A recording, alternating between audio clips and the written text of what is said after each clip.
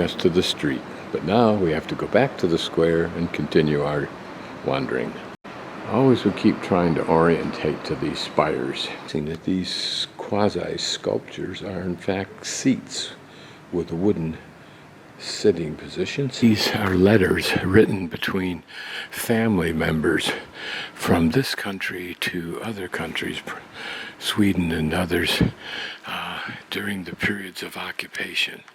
And to some degree, I think, may reflect the nostalgia as well as the angst of that occupation.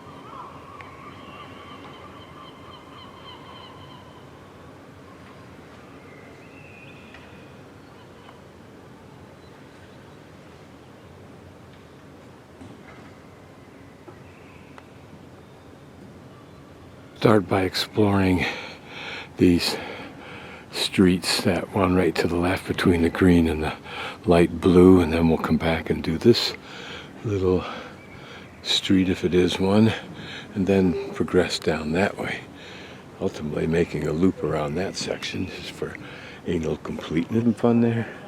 The wealthy of Jackson have not seen this, they'd take it home, I'm sure. What I'm going to do is wander up the street to the end, wherever it turns right up there, and then wander back down, if I can, through that second street off the square. Interesting to wonder how the business real estate economy works here,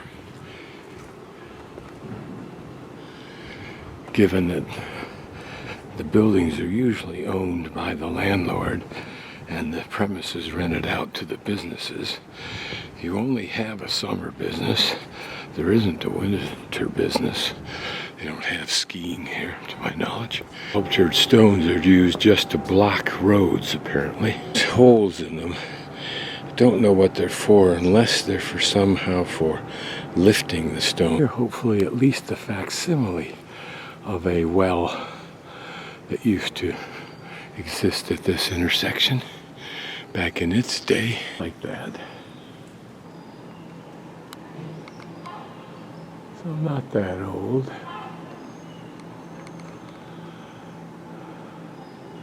Some interesting detail over these windows. Again, may not be very old at all.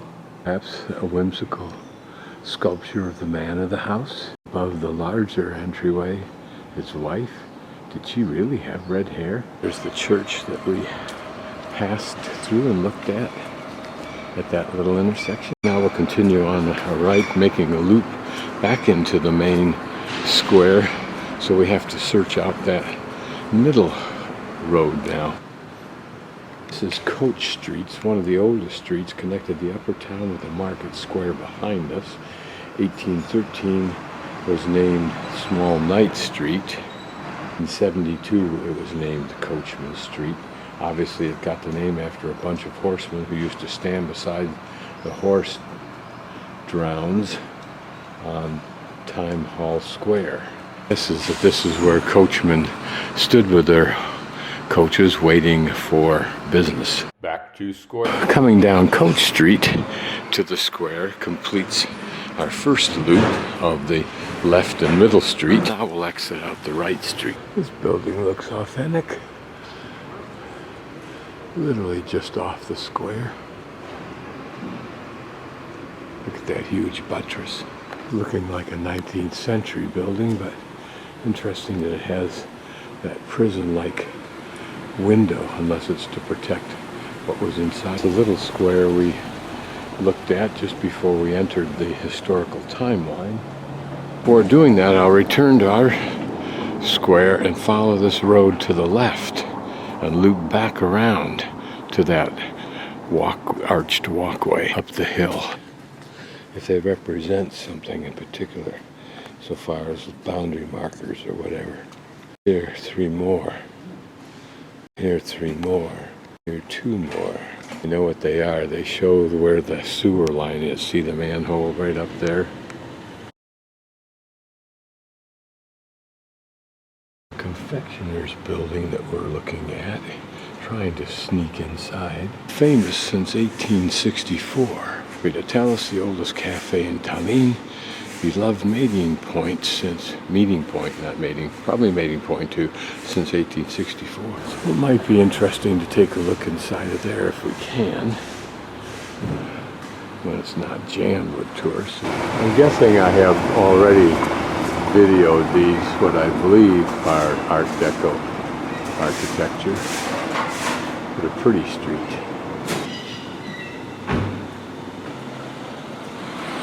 A very pretty building with some beautiful architectural detail. And what's really neat is this cupola-like tower on the corner that takes even greater advantage of the tight angle.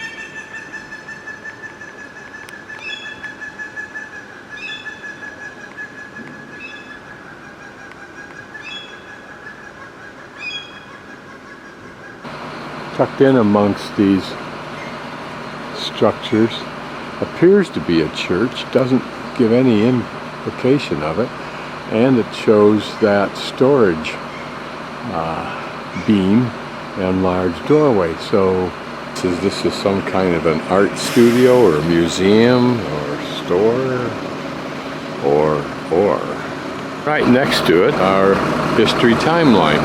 Must be a museum of some sort. I'm guessing it's partly a history museum. I wonder if that balcony was an architectural afterthought. Down there is the stairway that climbs up to the top or down from one of the main vantage points.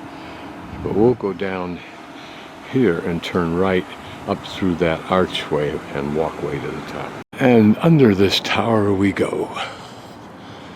So down there, the second street to the right is Coach Street, and the main square to its right. When I walked about, I probably walked up through there somewhere. Now we go up to the top this way.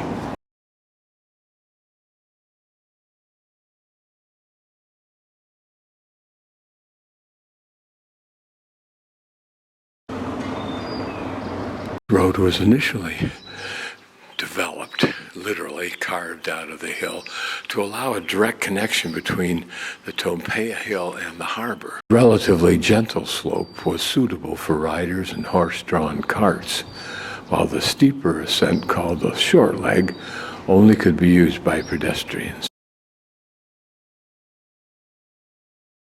It was governed by the lower town. I wonder if it was a separate legal entity.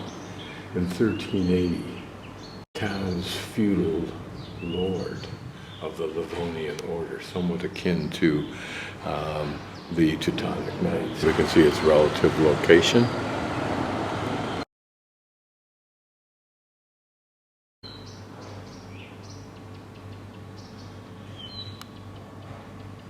For more of its various iterations.